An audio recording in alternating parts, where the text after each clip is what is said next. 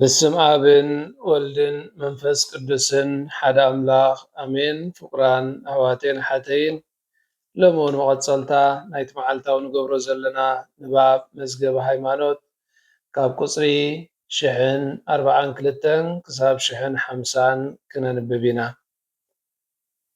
ተስፋ ሓድሽ ሰማይን ሓድሽ ምድርን ቁፅሪ 1042 ኣብ መወዳእታ ዓለም ወይ ዘመን መንግስቲ ኣምላኽ ምልኣት ክረክብ እዩ። ድሕሪ እቲ ሓፈሻዊ ፍርዲ እቶም ጻድቃን ብነፍስን ስጋን ከቢሮም ንዘለኣለም ምስ ክርስቶስ ክነግሱ እዮም።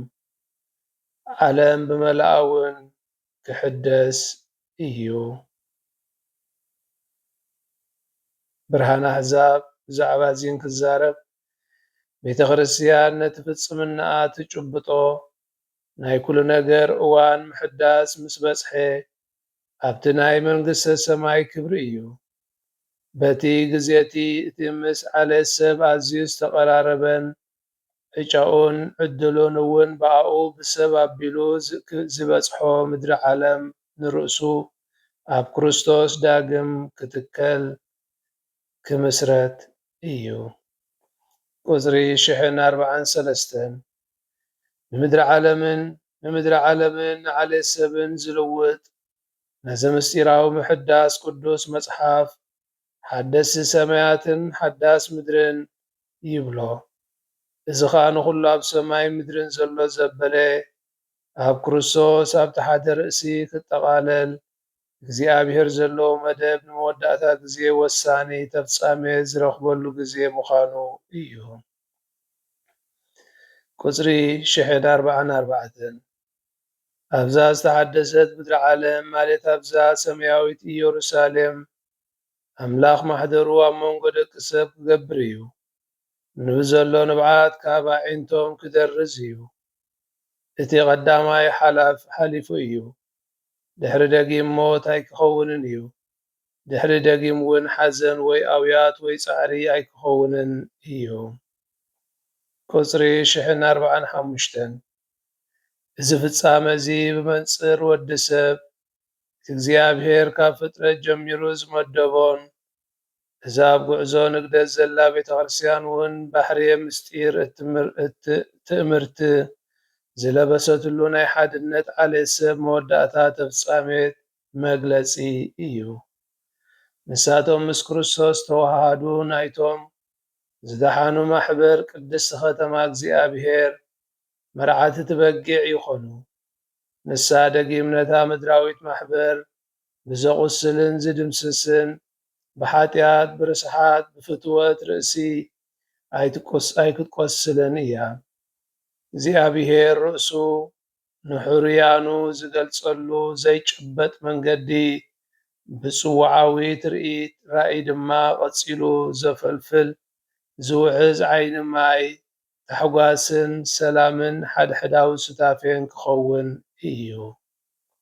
ቁፅሪ 1046 ብመንጽር ምድሪ ዓለም ኮስሞስ መደብ ግልጸት ዘረጋግጾ ናይዚ ግዙፍ ዓለም ሰብ ኣዝዩ ዓሚቕ ዝኾነ ሓበራዊ ዕጫን ዕድልን እዩ።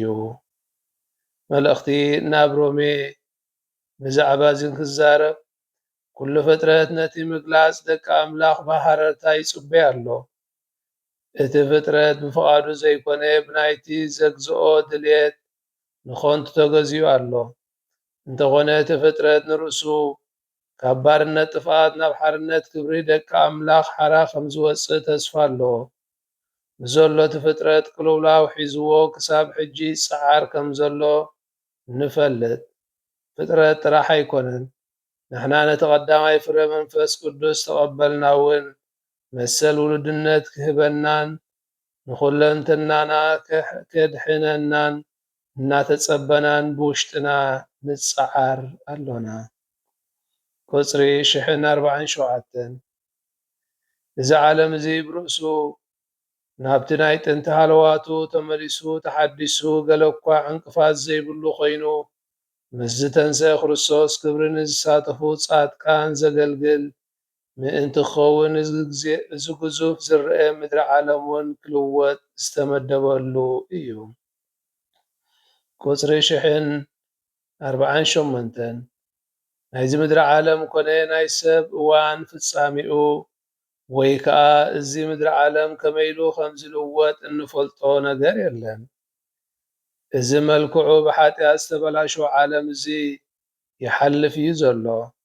እግዚአብሔር ድማ ጽድቂ ዝሰፍነሉ ኣብ ልቢ ደቂ ሰባት ንዝለዓል ሃንቀውታ ሰላም መሊኡ ዝሓልፎ ታሕጓስ ዝወርደሉ ሓድሽ መንበርን ሓድሽ ምድርን የዳሉ ከም ዘሎ ተማሂርና ኢና። ቁፅሪ 1049 እንተኾነ እዚ ናይ ሓድሽ ምድሪ ትጽቢት በዛ ዘሎናያ ምድሪ ካብ ምግዳስን ምምዕባልን ዝዓግተና ዘይኮነስ ብገለ ዓይነቱ ነቲ ዝመጽእ ኣማዕዲኻ ብምጥማት እቲ ሓድሽ ስድራቤት ሰብ ክትከልን ክምዕብልን ዝኽእል ኣብዚ ስለ ዝኾነ እቲ ትጽቢት ከነቓቕሐና እዩ ዘሎ። ምእንቲ እዚ ከዓ ምድራዊ ምዕባለ ካብቲ ስፍሓት መንግስቲ ክርስቶስ ፈላሊና ክንርድኦ እኳ እንተተገባአና እዚ ዝዓይነቱ ምዕባለ ግን ማሕበረሰብ ዓለም ብዝበለፀ ኣገባብ ንምስራዕ ብዝሕግዞ መጠን ንሓልዮት መንግስቲ ኣምላኽ ኣዝዩ ኣገዳሲ ኮይኑ ይርከብ።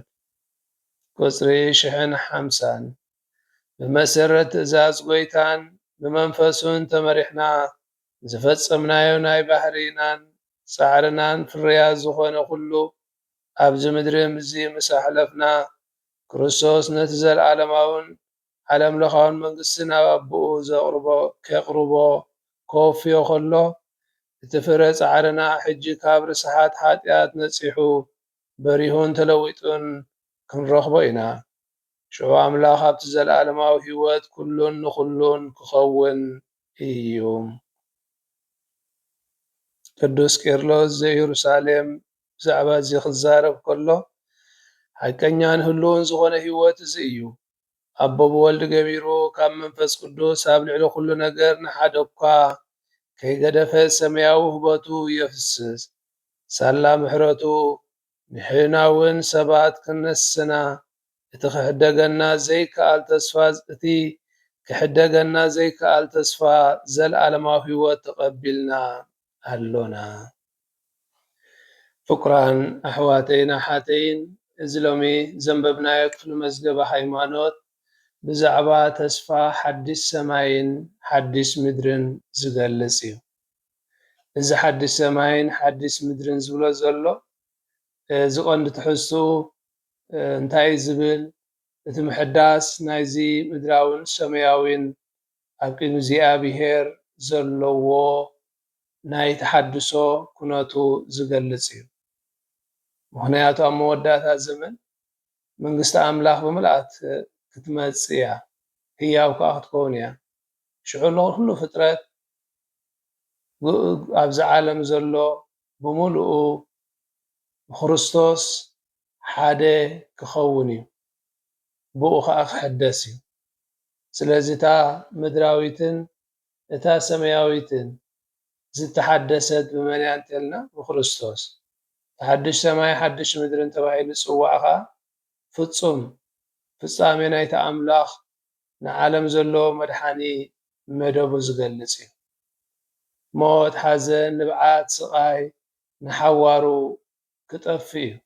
ምክንያቱ ኣብቲ ዝተሓደሰ ሰማይ ዝተሓደሰ ምድሪ ንብሎ ዘለና እዚኦም ኣብዚ ምድሪ እዚ ምሳና ናይ ስቃይ ዝነበሩ ኩነት ምሳና ዝሰጋገሩ ኣይኮኑን። ከመይ ምስ ኣምላኽ ሕብረት ስለ እንገብር ምስ ኣምላኽ ሕብረት ክህልወና ከሎ ከዓ ነቲ ሓድሽ ኩነት እቶም ዝተሓደሱ ሰባት ሰማያዊ ኢየሩሳሌም ኣብ ዝተባህለት ቅድስቲ ከተማ ምስ ኣምላኽ ፍጹም ሕብረት እንምስረተሉ ስለ ዝኾነ ኣብታ ናይ እግዚኣብሔር ከተማ ብዝተሓደሰ ኩነት ተለዊጥና ብቅድስና ብፍጽምና ምንባር እንኽእለሉ ምሕዳስ ስለ ዝኾነ ኣምላኽ ኣብ ማእኸልና ክነብር ንሕና ከዓ ህዝቡ ኮይንና ምስኡ ህያዋን ክንከውን ስለ ዝኾንና ብኣራብሳ ዝተሓደሰት ንኣምላኽ ገጽ ንገጽ እንርእየሉ ንሱ ናትና ንሕና ናቱ ኮይንና ኣብ ቀረባና ንዕኡ እናማዕደና ብርሑቕ ዘሎ ብተስፋ ንጥምቶን ነቋምቶ ዘይኮነስ ምሳና ዘሎ ህያው ኮይኑ ክመርሐና እዩ። እምበኣር ሰብ ጥራይ ዘይኮነስ እቲ ምስ ሰብ ተኣሳሲሩ ዘሎ ግዙፍ ፍጥረት እውን ካብ ባርነት ጥፍኣት ሓራ ክወፅእ እዩ። ስለዚ እቲ ኩሉ ናብ ባርነትን ናብ ጥፍኣትን ዝመርሐና ኩነት ካባና ተኣልዩ ብክርስቶስ ህያዋን ክንከውንና እዛ ዓለም እዚኣ እቲ ናይ ሰብ ክብርን ትንሣኤን ዝግለጸላ እያ።